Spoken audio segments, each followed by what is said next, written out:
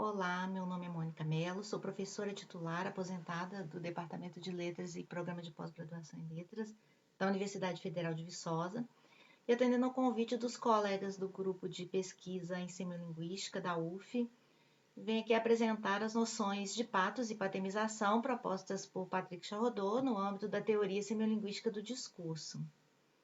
O conceito de patos se refere à noção de emoção vista sob o ponto de vista linguístico e discursivo. As emoções, elas são objeto de estudo de algumas disciplinas das ciências humanas, como a psicologia e a sociologia. Por isso, uma das primeiras questões que Charrodot nos coloca é se a emoção pode ser objeto de um estudo específico da linguagem. Para esse autor, o objeto de estudo da análise do discurso não pode ser aquilo que os sujeitos efetivamente sentem, nem aquilo que os motiva a querer vivenciar ou agir, que corresponde à abordagem da psicologia. Tampouco as normas gerais que regulam as relações sociais e se constituem categorias que sobredeterminam o comportamento dos grupos sociais, que é o ponto de vista da sociologia. A análise do discurso ela tem por objeto de estudo a linguagem em uma relação de troca, visto que ela é portadora de algo que está além dela. A AD considera, então, a emoção não como uma manifestação individual e coletiva, mas como um discurso socialmente codificado. Sendo assim, para a AD, a emoção não está no signo, mas o signo pode ser portador de emoções. Em outras palavras, a proposta de Charrodot é estudar a emoção como um efeito visado e não produzido pelo sujeito enunciador. Isso é, como um efeito que esse pretende ver atingido por meio de sua encenação discursiva. Para se referir a esses efeitos, Charrodot usa o termo efeitos patêmicos, ao mesmo tempo que adota termos como patos, patêmico e patemização em lugar de emoção. Sendo então uma categoria de efeito, o tratamento discursivo das emoções se dá a partir de três aspectos. As emoções são de ordem intencional, uma vez que elas se manifestam como um agir para chegar a um objetivo. As emoções estão ligadas a saberes de crenças, visto que estão sujeitas a julgamentos que se apoiam nas crenças partilhadas por um grupo social, e as emoções se inscrevem em uma problemática de representação psicossocial, uma vez que se relaciona a um processo de simbolização do mundo por meio de um sistema de signos, isso é, por meio de enunciados que testemunham a maneira como o mundo é percebido por sujeitos que vivem em sociedade e pelos valores que eles atribuem aos fenômenos percebidos. A apatemização é, então, resultado de um jogo entre as restrições da situação de comunicação e as estratégias. Charrodot lista três condições para a organização desse tipo de efeito de sentido no discurso. O dispositivo comunicativo, então os componentes do contrato de comunicação, sobretudo a finalidade e a identidade dos parceiros, devem predispor a um efeito patêmico. O campo temático, então o campo temático em que o ato de linguagem se apoia deve prever um universo de patemização e produzir uma certa organização dos tópicos para produzir efeito patêmico. E o espaço de estratégia, ou seja, as estratégias elas devem ser organizadas para produzir um efeito patêmico. Charrodot trata, então, a emoção como efeito visado e, a partir daí, identifica uma dupla enunciação do efeito patêmico.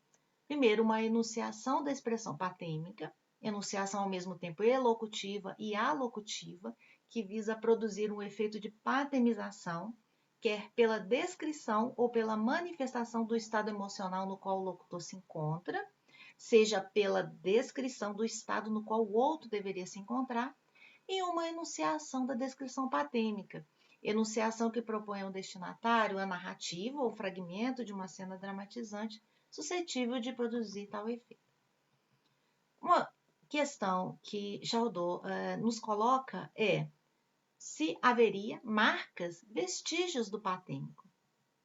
Para esse autor, o efeito patêmico pode ser obtido tanto por um discurso explícito e direto, na medida em que as próprias palavras têm uma tonalidade patêmica, quanto por um discurso implícito e indireto, na medida em que as palavras parecem neutras desse ponto de vista.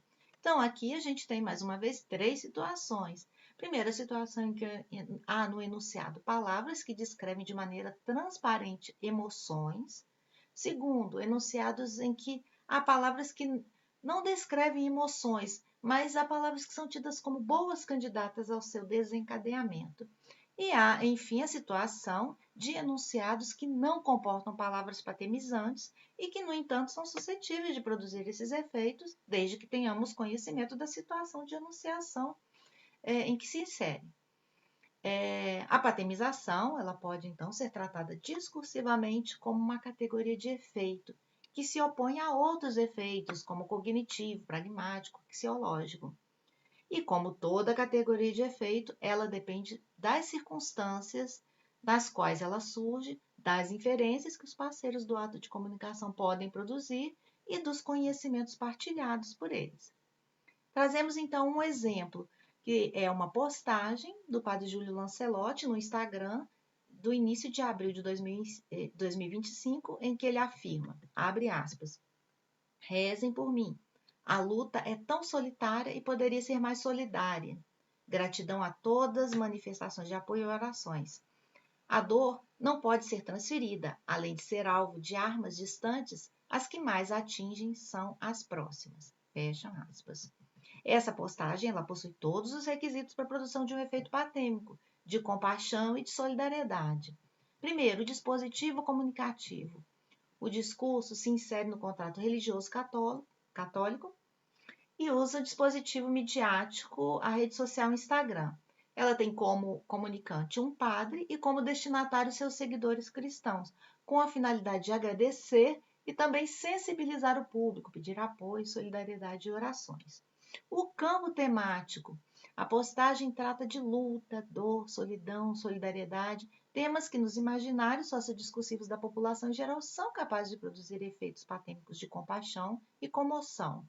E, finalmente, o espaço de estratégia. Além da expressão do sentimento de solidão e dor que atinge o comunicante, há na postagem uma convocação explícita por oração por parte dos seguidores. O universo religioso também no qual a postagem se insere, o campo temático e a enunciação patêmica por meio de palavras como luta, dor, solitária, solidária, são suscetíveis de desencadear o efeito patêmico no sujeito interpretante. Esse efeito, ele se concretiza na prática? Analisando os comentários que se seguiram a essa postagem, nós constatamos que mais de 90% dos seguidores se manifestaram a favor do padre, se solidarizando com ele. Então, podemos dizer que na maior parte dos casos esse efeito foi obtido. Um exemplo, uma postagem que diz: Padre Júlio, você é inspiração para muito de nós.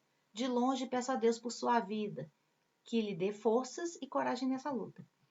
Porém, nós identificamos também postagens com reações contrárias, em que o interpretante não assimila os efeitos patêmicos pretendidos. Um exemplo é: pare de politizar as coisas, cada um cuidando do seu sacerdócio e de suas ovelhas em silêncio. É importante, finalmente, destacar que essas reações não dependem exclusivamente do conteúdo da publicação original, mas das crenças e imaginários compartilhados pelos sujeitos envolvidos. No contexto de polarização política e ideológica que vivemos, opiniões já cristalizadas afetam certamente as reações aos discursos, e especialmente nas redes sociais. Agradeço a atenção de vocês e sugiro aos interessados a leitura de artigos sobre o tema publicados no site de Patrick Charrodot, que é patrick-charrodot.com. Muito obrigada.